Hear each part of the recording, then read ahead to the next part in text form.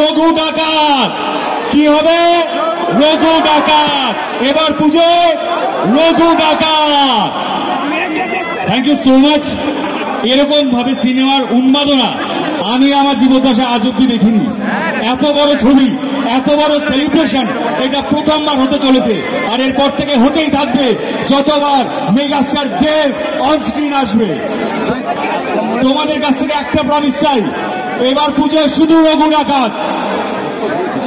আচ্ছা, আমার চরিত্র এখানে সবাই দেখতে পাচ্ছ, টিজারে যেরকম দেখতে পারলে, ওই যে সাধু বাবা, ঠিক আছে, কিন্তু পুরো গল্পটা জানতে হলে ছবি দেখতে হবে। এর বেশি কিছু বলতে পারবো না। ধ্রুবদা দেব দুজনে আমাকে উঠিয়ে পাল্টে দেবে, সুতরাং তোমরা ছবি দেখতে এসো প্লিজ। রঘু ডাকাত, এবার পুজোয় রঘু ডাকাত। আর বেশি সময় নিচ্ছি না, বুঝতে পেরেছি তোমাদের ইচ্ছেটা বুঝতে পেরেছি। যাচ্ছি অল্প করে করে যাচ্ছি, আস্তে আস্তে। অসংখ্য অসংখ্য ধন্যবাদ। পুরো দলটা কিন্তু আমরা এসেছি আজকে আপনাদের কাছে, আপনাদের ভালোবাসা নিতে, আপনাদের আশীর্বাদ নিতে। পুজোয় রঘু ডাকাত আপনাদের ভালোবাসার আশীর্বাদ পাচ্ছে তো? একটা সত্যি কথা বলি,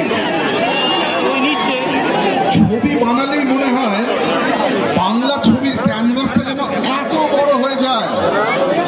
দেবকে নিয়ে এর আগে আমি করেছি গোলন্দাজ, আর এবার রঘু ডাকাত। তার কারণ দেবকে নিলে মনে হয় ছবির ক্যানভাসটা যেন এর দ্বিগুণ হয়ে যায়, ঠিক কিনা?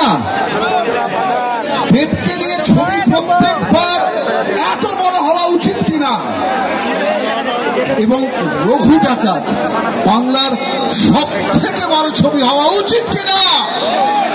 কিন্তু সেটা তখনই হবে যখন আপনারা সেই ভালোবাসার আশীর্বাদ দেবেন। পুজোর সময় সকলে মিলে সপরিবারে রঘু ডাকাত দেখে আনন্দ করে দেখবেন তো সকলে।